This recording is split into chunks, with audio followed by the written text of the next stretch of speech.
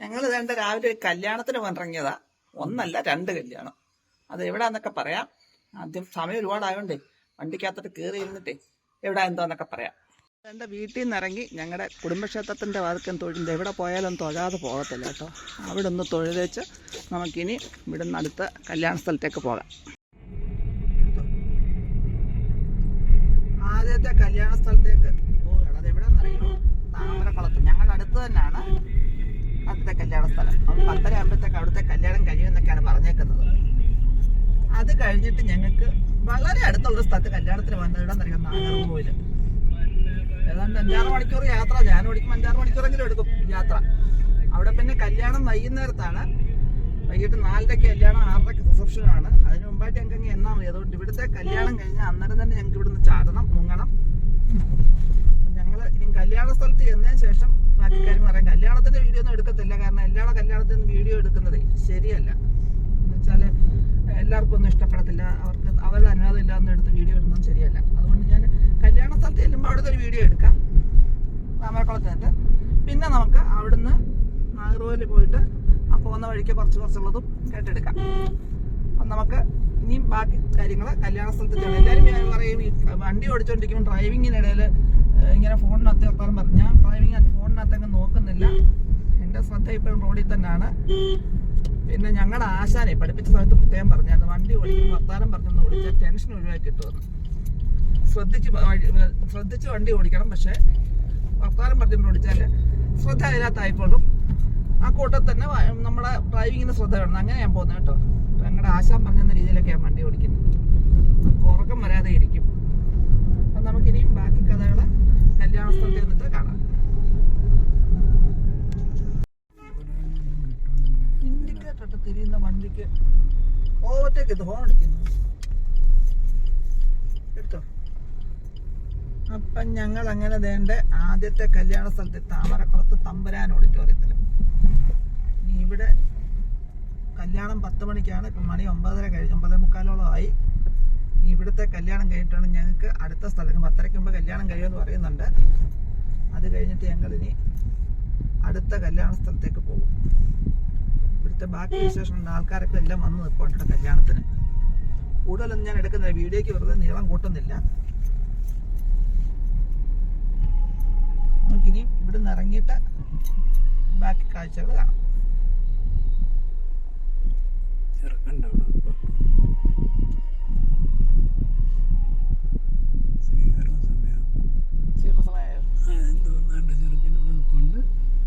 സ്വീകരിക്കാനുള്ള ഇറക്കുന്നേ ഉള്ളൂ. അദ്ദേഹം മുമ്പിലുണ്ട്. സ്വാമി ഉണ്ടോ? ഞാൻ കണ്ടില്ല, ഇറങ്ങിയിട്ട് കാണാം.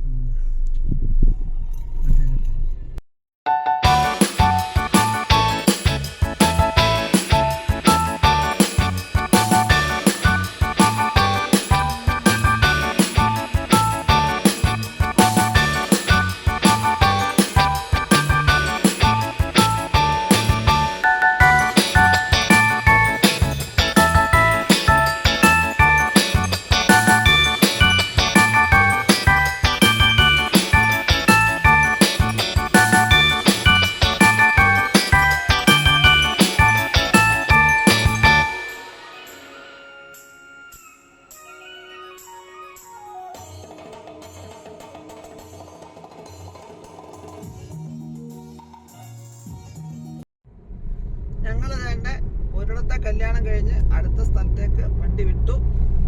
നാഗർകോവിൽ ചിലപ്പോൾ മണി 10:45. നാഗർകോവിൽ ചെല്ലേണ്ടത് 4:30 മണിക്കാണ് അടുത്ത കല്യാണം. 6 മണിക്ക് 6:30ക്കാണ് റിസപ്ഷൻ. അതിന് മുമ്പായിട്ടെങ്കിലും ചെല്ലണം. ഇതൊക്കെ എനിക്ക് ഓടിച്ച് പോകാനൊക്കത്തുള്ളൂ. ഞാൻ ഇടയ്ക്ക് നിർത്തി റെസ്റ്റ് എടുത്തൊക്കെ ഞാൻ പോകത്തുള്ളൂ. ഒറ്റയടിക്ക് ഓടിച്ച് പോക്കൊക്കെ എനിക്ക് ബുദ്ധിമുട്ടാണ്. പിള്ളേരെ ആരും കിട്ടിയില്ല. അതുകൊണ്ട് ഞാൻ തന്നെ കൊണ്ടുവന്ന് വെച്ചു.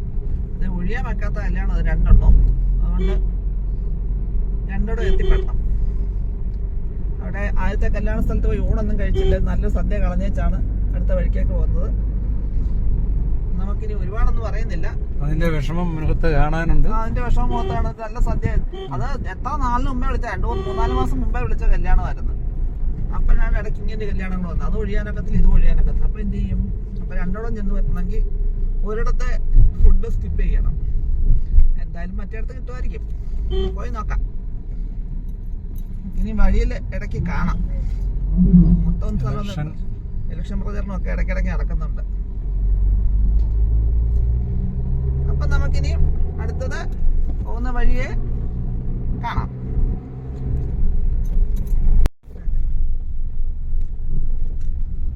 അപ്പൊ അതുകൊണ്ട് ഞങ്ങള് ഇതുവരെ ഹൈവേ കൂടെ കയറി, ഇപ്പൊ ഹൈവേ കയറി കൊട്ടിയം കഴിഞ്ഞിട്ടുണ്ട്. അതുകൊണ്ട് പണിയൊക്കെ നല്ല കാര്യമായിട്ട് നടക്കുന്നത്. ഇടയ്ക്കൊക്കെ ഡൈവേർട്ട് ചെയ്തൊക്കെ വിടുന്നുണ്ട്. ഹൈവേയുടെ പണി കാര്യമായിട്ട് പുരോഗമിച്ച് വരുന്നുണ്ട്. ഇത് കഴിയുമ്പോൾ നമുക്ക് തിരുവനന്തപുരത്തൊക്കെ പണി എളുപ്പമായിരിക്കില്ലേ? അങ്ങ് പോകും. ശരിക്കും പറയുന്നത് ഇത് പണി കഴിഞ്ഞാൽ 1 മണിക്കൂർ 1.5 മണിക്കൂർ അങ്ങാണ്ടുണ്ട് തിരുവനന്തപുരം കായംകുളം ജില്ല എന്നൊക്കെയാണ് പറയപ്പെടുന്നത്.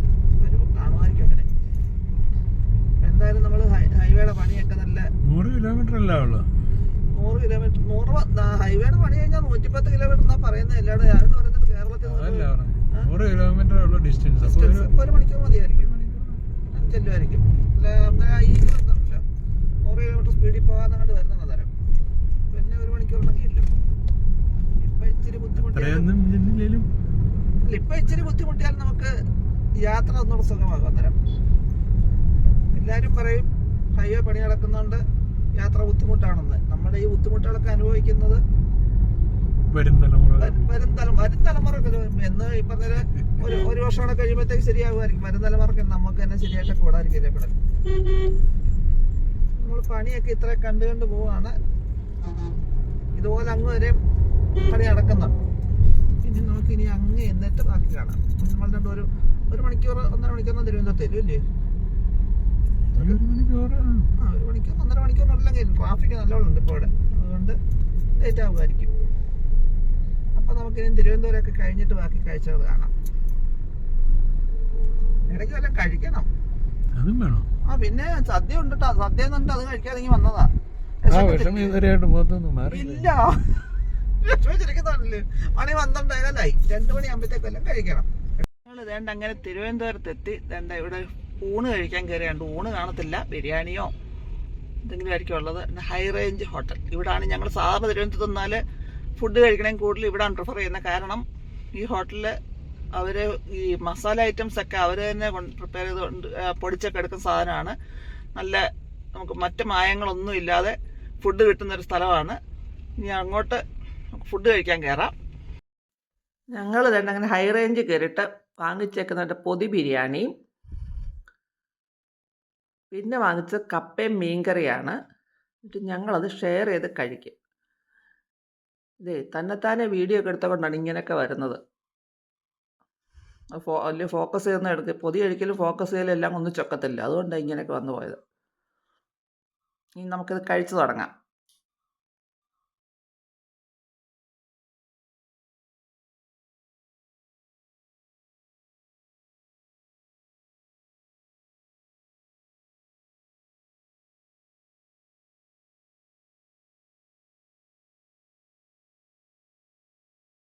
ഞങ്ങൾ ഷെയർ ചെയ്ത് കപ്പയും മീൻകറിയും ടേസ്റ്റ് ചെയ്ത് നോക്കട്ടെ എങ്ങനെ ഉണ്ടോ.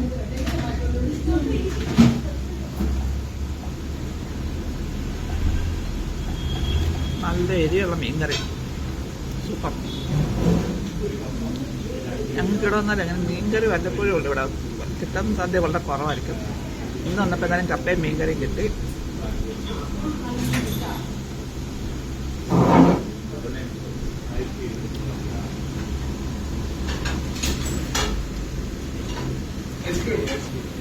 ഇവിടുത്തെ ഫുഡിനെ കുറിച്ചുണ്ടല്ലോ ഒന്നും പ്രത്യേകിച്ച് പറയാനില്ല. ഞങ്ങൾ ഉറക്കെ ഒന്ന് കഴിക്കുന്നതാണ്.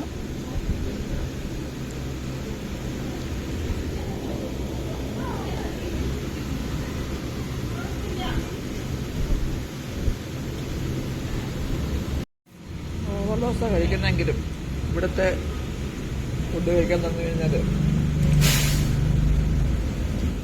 കൂടുതൽ കഴിച്ചു പോയി.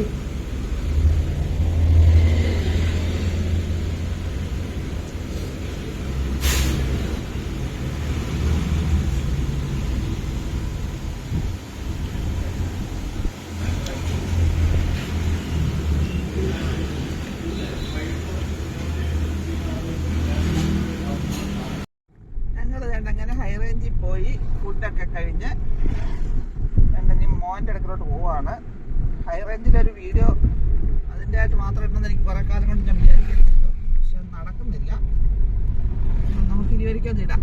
High range hotel എവിടെയാണെന്നറിയാം? ഹൈറേഞ്ച് ഞങ്ങൾ ആദ്യം പരിചയപ്പെടുന്നത് സ്ഥലപ്പേര് എവിടെയായിരുന്നു? കുറവങ്കോണത്ത്. അവിടെയാണ് ആദ്യം തുടങ്ങിയത്. ഇപ്പോൾ അവർ കഴക്കൂട്ടത്ത് തന്നെ ഒരു ബ്രാഞ്ച് അവിടെ ഓപ്പൺ ചെയ്തിട്ടുണ്ട്. ശരിക്കും ടെക്നോ പാർക്കിലെ ജീവനക്കാരെ ടെക്നോ പാർക്കിൽ ഒരു ജീവനക്കാരനും അവിടുത്തെ ഒരു സ്റ്റാഫുണ്ട്. അങ്ങനെ അതുകൊണ്ട് ഉദ്ദേശിച്ചാണ് ഇവിടെ തുടങ്ങിയിരിക്കുന്നത്. അതിൻ്റെ സ്ഥലം എന്ന് പറഞ്ഞാൽ നമ്മൾ കഴക്കൂട്ടത്തുനിന്ന് കൊല്ലത്തുനിന്ന് വരുമ്പം കഴക്കൂട്ടത്ത് ബൈപ്പാസ് കയറാതെ കഴക്കൂട്ടം ജംഗ്ഷനിൽ നിന്ന് കാര്യവട്ടത്തൊക്കെ പോകുന്ന വഴി ലെഫ്റ്റ് എടുത്തിട്ട് ഇങ്ങോട്ട് വരുമ്പം ഒരു പള്ളിയുണ്ട്. ആ പള്ളിയുടെ സൈഡായിട്ട് വരുന്നത് ഈ പള്ളിക്ക് മുമ്പായിട്ട് വരും ഈ ഹൈറേഞ്ച്. അപ്പം ഫുഡ് നല്ലതാണ്. ആരെങ്കിലും തിരുവനന്തപുരത്ത് വരണമെങ്കിൽ അവിടുത്തെ ഫുഡ് കയറി കഴിച്ചു നോക്കാൻ. ഞാൻ വീഡിയോ ഇടുന്നതിന് മുമ്പ് നിങ്ങൾക്ക് ഞാൻ അതിൻ്റെ പ്രത്യേകം വീഡിയോ ഇടുന്നതിന് മുമ്പ് തന്നെ നിങ്ങൾക്ക് മനസ്സിലാത്ത ഫുഡിൻ്റെ ഗുണം എന്താണെന്നുള്ളത്. അപ്പം നമുക്കിനി മോൻ്റെ അടുക്കൽ നിന്ന് കയറാം. അവിടെ കയറി റെസ്റ്റ് എടുക്കാം. ഒരു 10 മിനിറ്റ് റെസ്റ്റ് എടുത്തൊന്ന് മയങ്ങിയിട്ടൊക്കെ പാകില്ല. ഇനി ഉറക്കം പറ്റില്ല. ഊണ് കഴിഞ്ഞിട്ട് ഉറക്കം വരില്ലെങ്കിൽ. അപ്പോൾ ഉറക്കം വരാതെ പോകണമല്ലോ. ഒരു 10 മിനിറ്റ് അതിൻ്റെ കിടന്ന് റെസ്റ്റ് എടുത്തിട്ട് നമുക്ക് അടുത്ത കല്യാണ സ്ഥലത്തേക്ക് പോകാം.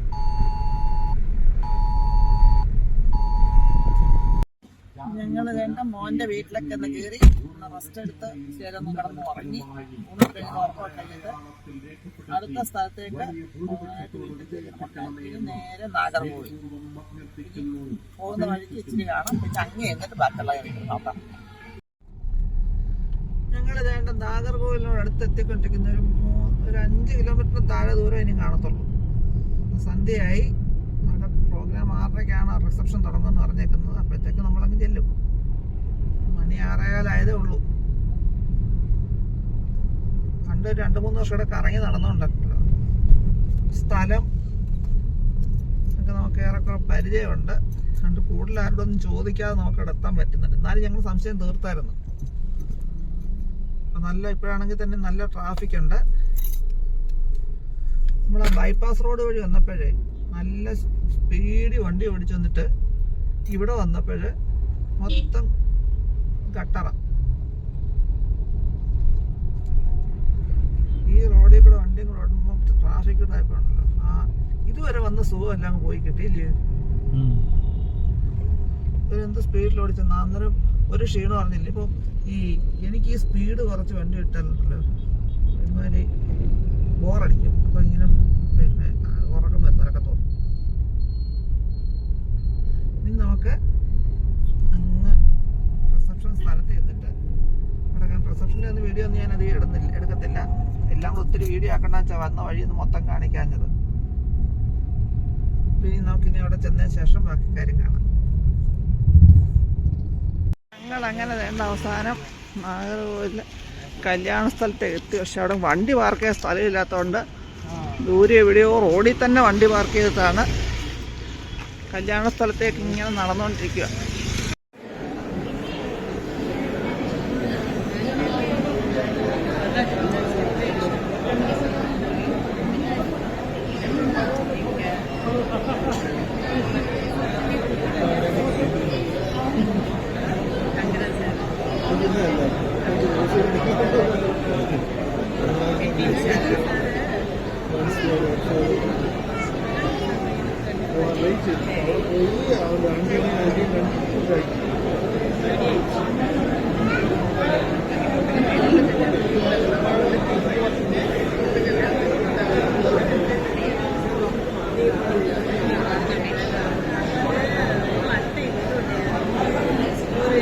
കിട്ടാൻ വലിയ പാടാണ്. ഫോട്ടോ കിട്ടാൻ വലിയ പാടാണ്. ഇവിടെ റിസപ്ഷൻ്റെ അടുത്ത് കേക്ക് കട്ടിങ് കഴിഞ്ഞു. ഞങ്ങൾ അങ്ങോട്ട് പോയി ഫുഡ് ഒക്കെ തന്നെ കഴിക്കാൻ പോവാണ്. പഴയ ബ്രാഞ്ച് മേറ്റ്സിന് കാണിക്കണ്ടേ? എല്ലായിടത്തും അവരും വേണ്ടേ?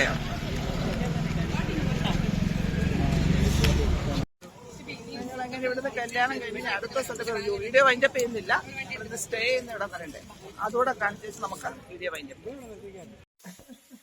വേണ്ട, ഞങ്ങള് അങ്ങനെ ഇന്നത്തെ കല്യാണം കഴിഞ്ഞ് ഞങ്ങളുടെ അക്കയുടെ വന്നു.